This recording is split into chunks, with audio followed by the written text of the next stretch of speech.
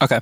So this is why I love the second channel. I'm about to freestyle this shit. Yes, this is the same shirt from the last video that was literally earlier today. This is just like the COVID motivation being unstoppable. I don't know why this happens to me every time.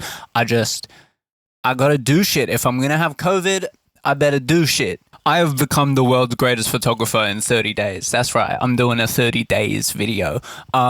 Full disrespect to real photographers. I am better than you, and I've only been doing this for milliseconds in comparison. So, eat my foot. So I bought a camera. Wonder what that was for. But like, I'm a brokey at this current time. So I got like 8-bit color, like not designed for video camera. It's a stills camera, a photography camera, which means, well, I'd better do some fucking photography, no? I can't spend all this money and be like, well, I only do video. So I had a birthday party. I bought it for my birthday. I had a birthday party with the homies like days after getting the camera, and just hard portraits of the whole day. And I was already wanting to do street photography, so it was in my mind like, okay, can I make random bitches doing random things look fire? And I could. First test, banger after banger. I don't know how many I can show because it's the homies. I'm not trying to expose the homies. That does bring up like the philosophical question of why I would ask my homies permission to show their photos, but there's also photos of strangers that are definitely going in here. So after I kind of concluded, okay, photos must be done because the photos look good from this camera, I happened to be going to Sydney, just a little ting. I live in Melbourne, by the way. It's another place. And in Sydney, because I had just got the camera and it's my first street photography, I'm in a city with the new camera, immediately 3,000 photos. 3 days, 2 days, 2.5 days, 3,000 photos, not to mention my 20-minute travel montage of like fire slow-mo cinematics, but like it's slow-mo, there's not good audio. What do I put? Nobody wants to just like see my cinematics of a flight. There's no sound, and I'm not scoring that shit. I beg, I'm not scoring that shit. Ask me to and I'll do it. But I beg, I'm not scoring that shit. So I have like 1,000 mid photos from Sydney that now that I'm going through them like a month later and I've taken much better photos, and now when I go out, I click the shutter button many less times than 3,000. I'm picking photos to post from Sydney on my photography account. Follow me, the bunk POV, because you know the point of view is bunk. I don't know. Shut up. I liked the word bunk. It's where we at. So I'm suddenly leaving behind a lot of photos that I fully took, loved, and edited. I edited 3,000 photos. Not really, because a lot of them are like burst shots, but you know, a lot of photos were edited. There's so many. Oh my God. And most of them now I'm like, this is mid compared to what I can actually get when I get lucky and get a great shot, rather than just taking every photo because, oh, that jacket's a good color. I did a lot of that jacket's a good color type shots, and I kept doing it. Like I went to Kyneton, lovely little rural country town. They have the best pie on planet Earth. Highly recommend just putting that out there. But I was there and I got multiple absolute bangers just because, oh, that color is good. But color doth not make a photo. Doth? Not even doth. Not even close. Okay. I took so many photos that felt like, oh, this photo is bad if there's not that one color that's just intriguing and bright, and I took the photo because I saw a color that was intriguing and bright. That's not useful. That's not good. That's not like a hard flex to be like, guys, look at this thing that doesn't actually look that good from a photography standpoint, but it was bright color. It's saturated. No, not the vibe. So I was watching a lot of like street photographers do interviews. So much black and white film. Plenty of black and white film, bruv. And somebody was like, oh, well, right now I'm seeing the world in black and white because I'm shooting in black and white. And I was like, I see the vision. because the fundamentals of photography are the composition and the lighting and the contrast and these things that you see in black and white that don't actually have anything to do with the color. The color's cool and people have incredible uses of color, but look at your favorite color photos and put them in black and white. Most of them are still heat. Like, it's not just the color that carries. It's not good enough. With the black and white, I can see with my own naked eye the color is fire, but when I look in the viewfinder, it's in black and white.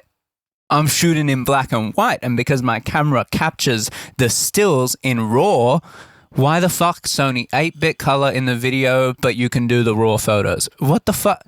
Just do both, bruh.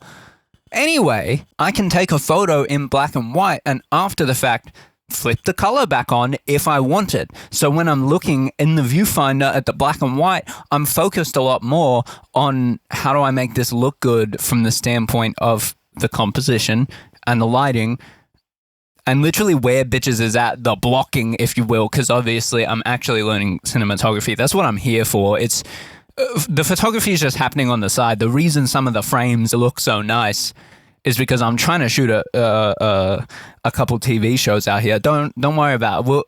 We'll get there. That's time away.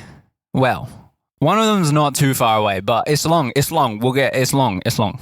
So I went to the footy, started shooting in black and white. First of all, if you ever go to a sporting event where they're on bright green grass, take photos in black and white. Suddenly, instead of your shit looking like a newspaper, it look fire. It looks historical. Black and white has this like soul to it that color only has if the color is perfect. If the color speaks to you, if you found something that's perfectly contrasting or something that's so interesting in the way that it is colorful, then it can be interesting. Fuck. I lost my train of thought. That sucks. If the colors aren't perfect in a photo though, you can just black and white it. Sometimes it saves the shot. Sometimes it's not even just saving the shot. It creates the shot. It is better. But at the same time, I like being able to go back. That's how we got the heat. We got the footy heat. Anyway, shoot in black and white if you're at a sport game. I lost my train of thought there. It's so upsetting. This brings me to my most recent outings where I feel like I got something going. I'm getting a lot braver with low-key getting in people's faces and just allowing them to notice that I'm taking a photo of them. Because first of all, if somebody goes, yo, what the fuck, delete that, okay, I'm gonna delete it right in front of their face. I'm literally gonna be like, okay, watch me delete it. Because the photo is not worth all that. The photo's only worth something if the vibes are pure. If the vibes become impure because somebody wasn't a fan, then the photo gotta go. There are photos that could be heat, but if somebody was like, G, the energy changes. It's spiritual, you know? It's spiritual photography. Somebody asked me like, yo, would you take a picture of a homeless person? Which sounds crazy. Like, they didn't think about it before they said it, but to me that sounds crazy because they didn't choose to be in that scenario. Like, they didn't choose to look interesting. Like, it's got that cinematic vibe to it because the only time that you're seeing that shit is when it's on camera. Otherwise, people are going through their lives just editing it out of their mind like they do with their nose. Yeah, now you're looking at your nose. I'm so sorry. So am I, if it helps. The cinematic value is far outweighed by the incorrect vibes, by the this shouldn't exist, therefore capturing it doesn't feel correct. Not for me. It's not for me. If somebody's fucking out here actually documenting homeless, you can do that. That's not what I'm doing. I'm doing street photography. I'm taking photos of every random bitch who looks interesting. I'm not trying to take photos of people who look interesting not by choice. That makes sense, right? Like, if your misfortune is interesting, I'm not taking the photo. I'll be interested, but I'm not taking the photo. Nah, bro, the vibes of the photo are wrong. Like, if I can't help you, I'm not hitting a photo. Sorry, I can't help you, but you can help me with this Instagram post, right? No, bro, no. Anyway, follow at the Monk POV on Instagram and check out The street photography, I'll be posting so much more because I've done like 3 posts from Sydney, and that was like 5 street outings ago. So there is many more there. I told you I was freestyling it, bro. Thanks for watching. I kind of killed that. In a one shot with the one light, with the one light that's sitting on a mic stand. Ow! Why did I do that? I've been blinded. Also, for future me, HLG test. Don't fuck that up. Do not fuck that up. Do not fuck that up. For anyone interested, 8-bit color situation. I be using S-Log 2 on my fucking Sony camera so that I can have all the control, all of the contrast that I want for my cinematic images. But the color blocking's really fucking annoying. So like, I'm testing other things. If this doesn't look as fire as Siggy Run with Jai, now I know. I think we can all agree that the last video looked better and that that's not the one. It's the one, bro. It's the one.